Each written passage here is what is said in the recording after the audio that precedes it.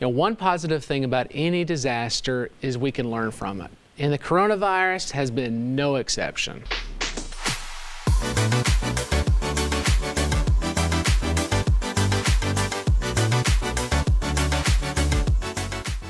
Hey, I'm Wes Wood, the income guy and founder and president of Wood Financial Group. And for nearly 20 years, I've specialized in helping hardworking Tennesseans just like you reach their retirement goals through income-based financial strategies.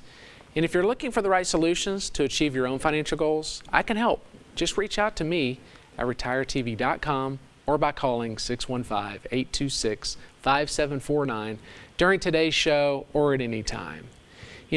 Even as we continue struggling to put this coronavirus pandemic behind us, we've learned a lot already from this once-in-a-lifetime century crisis.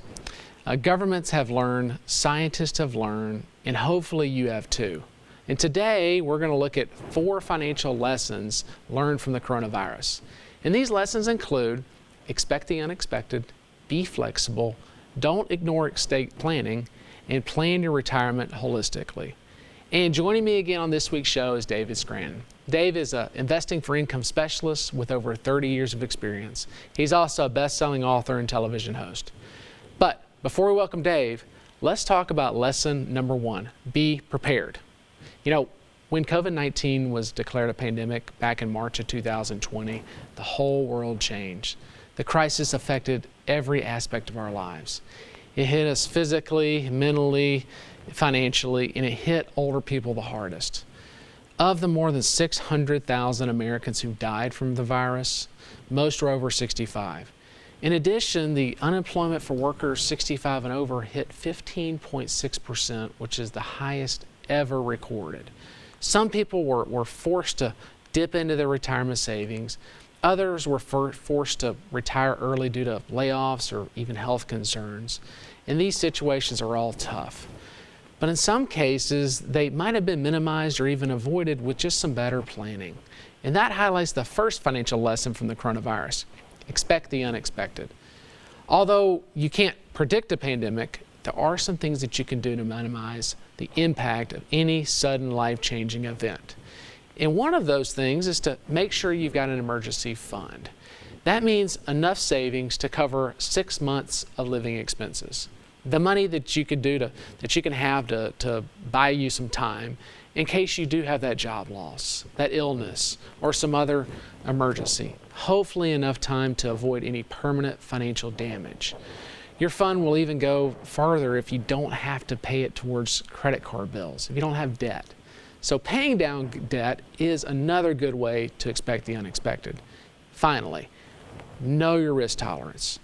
Although the stock market soon recovered, the huge drop it took at the start of the pandemic was really a wake-up call for some people. They realized that for the first time how vulnerable their nest egg was to a major market correction. In other words, they realized their financial strategy was wrong for their risk tolerance in the first place. And I'm going to talk more about that with Dave in just a second. But right now, you can learn by reading my timely report, 7 Risks to Your Retirement. It comes with your free retirement income kit, and you can get that by visiting retiretv.com or by calling 615-826-5749. But now, let's welcome back Dave Scranton, founder of Sound Income Strategies and the Retirement Income Store. Hey Dave, thanks for joining me again today. Oh, great to be back. Thank you, man. Listen, so this concept of paying down debt and building an emergency fund, I get people asking me all the time, well, what comes first? Because if I pay down the debt, I don't have an emergency fund, I can get pushed back into debt. So should I have an emergency fund at the same time? And my comment is that they typically tend to go hand in hand in many ways, right? They really do. That's kind of the chicken and the egg, right? But yeah, they really do go hand in hand. Sometimes I see people, they'll build up an emergency fund, but then not pay down the debt, just spend the extra money. And if you're having to pay on credit cards and other debt, it could siphon away some of that emergency savings very quickly. So I think they do really go hand in hand. Get that 6 months sitting in the bank, get that debt paid off as much as possible. And if that emergency does come up, you can be much better prepared and you won't have to maybe dip into those retirement savings. You won't have to dip into that savings that you were building up for another large expense down the road, and really set yourselves up at a better financial situation just by getting that debt paid off and getting that emergency savings established. And the other thing that kind of goes hand in hand in a way, even though it's not as obvious at first glance, is knowing your risk tolerance, right? Because that affects all the rest of it too, right?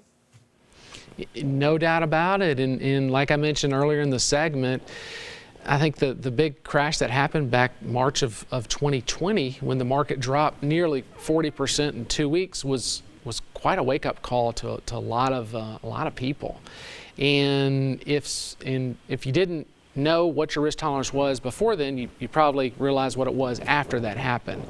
And so understanding what your risk tolerance is, whether you're aggressive investor, a moderate investor, a conservative investor is important in order to devise a plan to put in place in case we were to go through another major financial crisis like we just saw last year. And how risky or how conservative your investments are also plays into how much you need for an emergency fund, because if you're in a riskier portfolio, your investments take a big hit, now you may need a bigger emergency fund. But that's why, you always talk about, I always hear you say that in some ways, investing for income has to do with, it built into it is expecting the unexpected, right? Yep, that's right. And expecting the unexpected can come, at the hand of anything. It doesn't necessarily have to be a pandemic. I think the coronavirus was at least something that we've learned from, but a lot of other things can affect people. Even major lifestyle changes, losing a job, a major medical expense could pop up. And investing for income can help, make sure that your investments are aligned with your goals, especially if you're a few years away from retirement, which, having that emergency savings in place, paying down that debt, investing for income, all kind of go together when building the right and appropriate financial plan, especially when you're nearing those retirement years and preparing for another another event. But Dave, thank you again, and stay with us. We're going to talk more in just a minute, but coming up after the break, I'll talk about the next important lesson to take from this coronavirus pandemic: the importance of flexibility. I'm Wes Wood, the Income Guy, and you're watching the Retirement Income Show.